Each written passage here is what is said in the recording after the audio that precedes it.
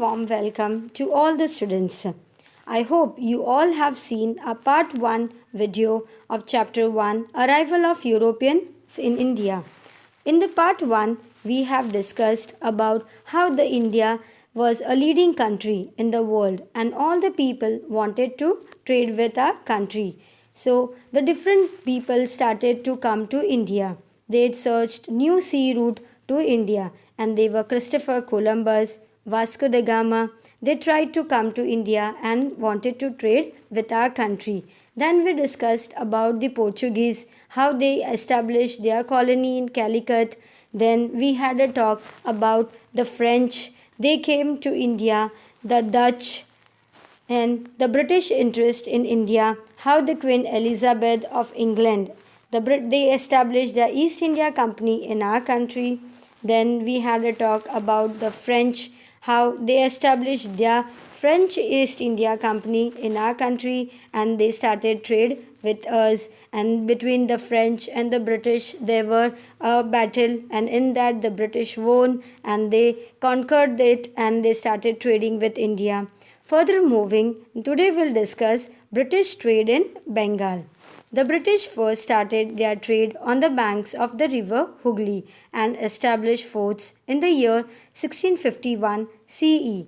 The forts were garrisoned for their protection of the factory and got the permission from the Mughal Emperor Aurangzeb to trade without paying taxes against an annual payment. Yes, the British first started their trade from the river Hooghly. They made their forts. As you can see in the picture, how the British made their fort near the river Hooghly.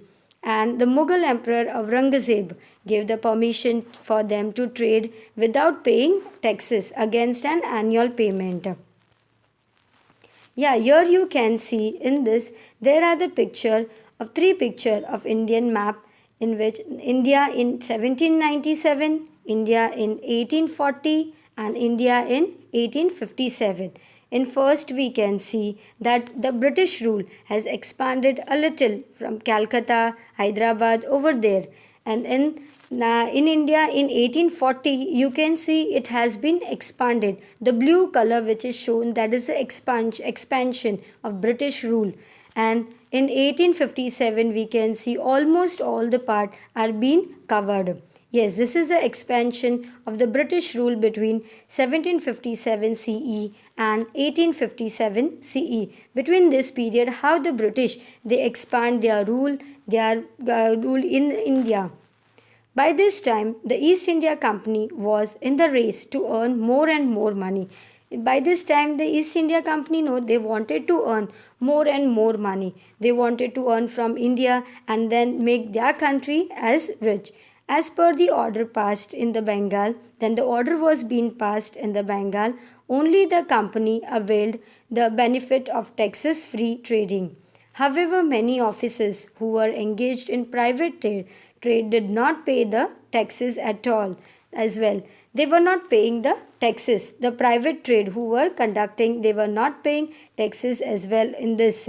As a result, because of this, the income generated from the tax collection in Bengal reduced. If they are not going to pay the taxes, the tax which was collected in the Bengal, it starts reducing, which in turn was opposed by the Nawab of Bengal. And the Nawab of Bengal opposed this. He didn't like it.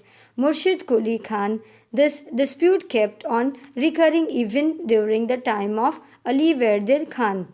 After Ali Wardi Khan, his son Sirajud-Dowla took charge. Yes, the Nawab did not like it that the Murshid Quli Khan, he didn't like that his Bengal, the collection of trade was reducing and he didn't like it. He opposed it. He disputes it. In recurring the time of this, the Ali Wardi Khan, he came on the throne, and his son, the Sirajud-Dowla, took the charge of it. He got involved into major battle with the British and he had a fought with the British. Now we'll see about the Battle of Plassey. Sirajud-Dowla became Nawab of Bengal in the year 1756. He became the Nawab of Bengal in the year 1756. He had an overwhelming influence over the British. He has overwhelming influence. He was having influence over the British companies. Yes, the British helped the competitors of Sirajud-Dowlah by conspiring against him. He started, the Britishers, what they started conspiring against Sirajud-Dowlah, and he wanted the trade in Bengal also and make their hold in Bengal against him so that he would not remain on the throne of Bengal. They wanted to remove Sirajud-Dowlah from the throne, so they played a trick. There were frequent conflicts between the British merchant regarding payment of taxes, through which there were conflicts between British merchants and they were not paying the taxes, and this thing Sirajud-Dowlah didn't like at all, and he didn't want the Britishers to trade without paying taxes in Bengal. When the British merchant failed to pay taxes which were applicable to both India and foreign merchant, the tax which was applicable for both, the Indian also has to pay and the foreign merchants. But the situation came to a boil. Then the Britishers were not paying the taxes and the situation came onto a boil, means became more dangerous. He ordered that the British should not fortify the factory. He said, now the British will not fortify their factories. Pay the taxes as per the rule. If you will pay the taxes, then only you can rule and have a trade with a country, and according to the terms and the condition made by Sirajud-Dowlah. He told to do all these things. This provocations was enough for Siraj to opt for a war, and through this there was a war, and he succeeded in expelling the British from Calcutta. Then he succeeded to expel the British from the Calcutta. The British counter-attacked. The British started one of the counter of British attacked under the leadership of Robert Clive. Yes, under the leadership of Robert Clive, they declare a war against Sirajud-Dowlah in the year 1757 at the plain of Plassey. See, the Bengal, in which they promised to confer the throne of Bengal to him. He said that he bribed Mir Jafar. See, this Robert Clive, he bribed Mir Jafar that if you will do according to us, we'll give you the throne of Bengal. Yes, the place of Sirajud-Dowlah, and conquer the throne of Bengal and to join their side. With this help, Robert Clive defeated and murdered Sirajud-Dowlah, and in this way Sirajud-Dowlah was being murdered in the Battle of Plassey. This was the first war between the Britishers and the Bengals, fought by the company in the India, which marked the beginning of British rule in India. In this way, there was a mark of British rule, and they started to trade in India and their rule in India. Thus, this war is considered to be a turning point in the history, and this war is been called as a turning point in the history. You know why? How did this Battle of Plassey get its name? Yes, there were many trees of Palash on this plain. Hence, it was named as Palash and later became Plassey. The Palash tree. This Palash tree had a very beautiful red flowers from which we can obtain gulal. You all know gulal is used to play Holi, and it looks so beautiful. From that, it named the Plassey.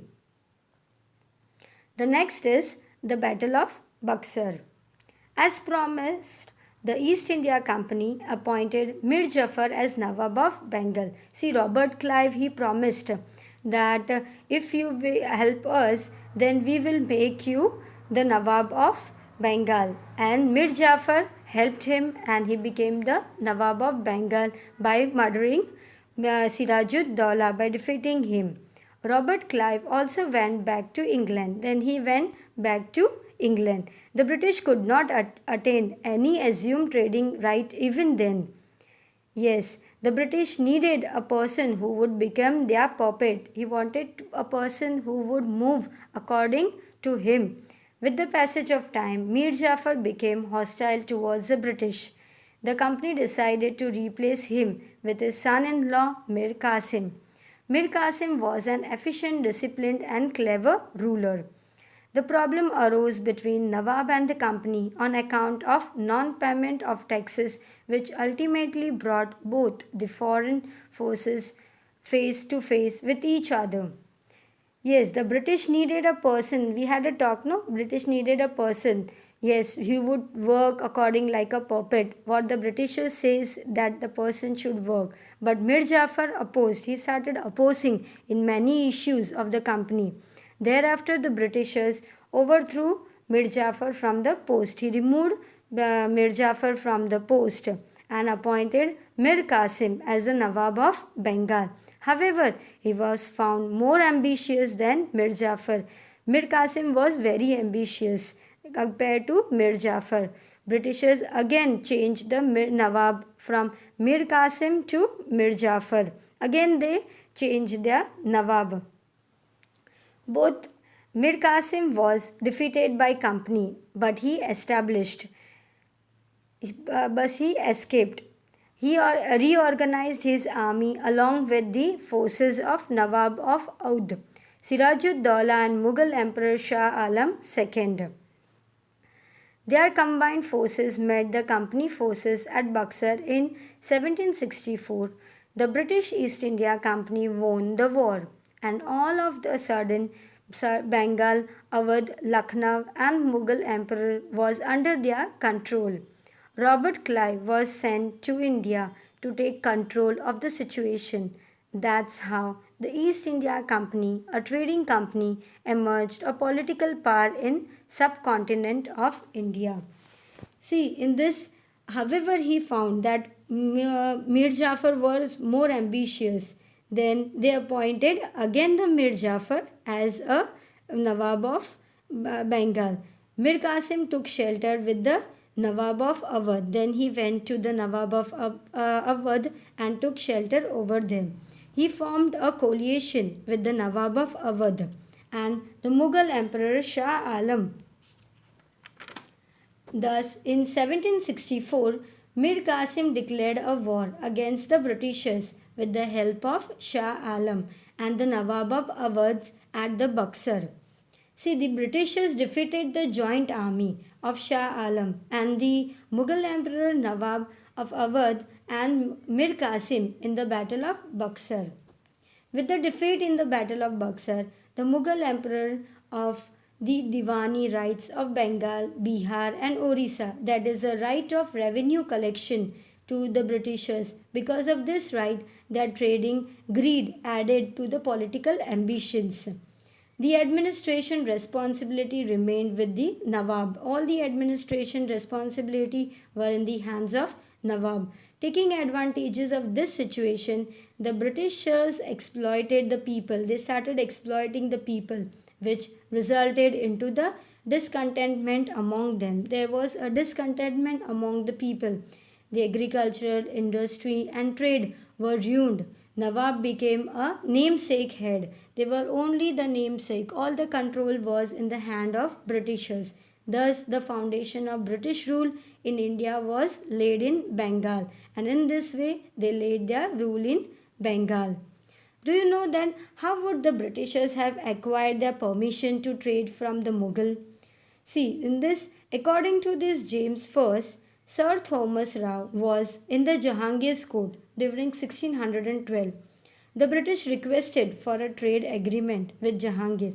According to this agreement, the Mughal would get rare and excellent commodities from the British market, and if the Mughals gave the trade grant in Surat and other nearby areas, the proposal was successful and the Jahangir granted the British right to trade in Surat. In this way, they started to trade in Surat and they started conquering all the parts.